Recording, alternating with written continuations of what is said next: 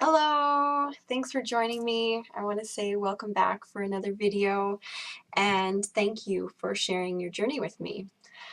Today I decided that I wanted to share with you my story, and I wanted to let you know why I decided to become a love coach, and I wanted to let you know what I believe makes me qualified to support you in your journey wherever you are. Big credit to me being comfortable with vulnerability and gaining self-love has been sharing my story with people.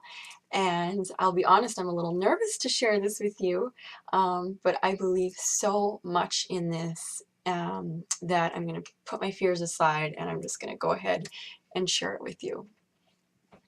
When I say my story, I'm talking about what has happened to me in my life so far that has shaped who I am. What are the messy, not so perfect, tough things that I've been through that have given me courage to do things differently? I believe that when we share these things with other people, we are sending a very powerful message of self-love and acceptance to ourselves. We are in fact saying, this is what I've experienced and it's not perfect and neither am I, but it's worthy of sharing and loving, and I'm worthy of love, and that's the truth. My story and why my mission is to help single women determine why they can't find love begins when I was about 3 years old. This is a time in my life when I experienced death for the first time, and this is when my father died and he left the planet through suicide. My father was a very kind and caring and loving man who struggled for many years with self-acceptance and self-love. I have nothing but love in my heart for my father, but this was a moment when I received some pretty clear messages at a very young age about men and expectations on how to be treated by them. I developed over the years extreme insecurities around men, especially potential romantic partners, and I had a really tough time relating to men at all. Growing up, I was really shy around boys that I liked. I lacked self-confidence, and I was anxious around men in general. In my 20s, I experienced episodes of depression and anxiety, and I had 2 serious relationships end unexpectedly. My whole life after my dad passed away was spent yearning for a connection with a man, but being deathly afraid of that connection for fear that it would be ripped away from me again, just like when I was little. I experienced romantic rejection. I attracted men who weren't ready for commitment, and I was not attracted to men who were ready for a commitment because I was afraid of true intimacy. My heart was terrified of it, actually. This fear of abandonment can affect anyone. If you don't have to have a parent pass away to experience this, maybe it was someone else close to you, or you had a different emotional trauma that cemented an internal belief that people aren't trustworthy and everybody should be kept at an arm's length so that your heart is safe. That's totally understandable. When we're little, we don't know what else to do with those traumas, and so we come up with the best coping skills that we can.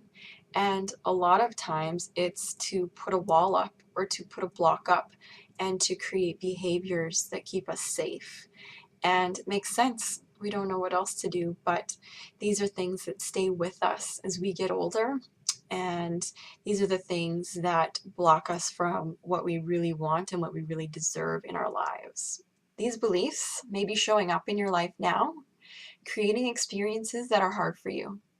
Our stories are very powerful, and they manifest in our lives all the time, whether we recognize them or not.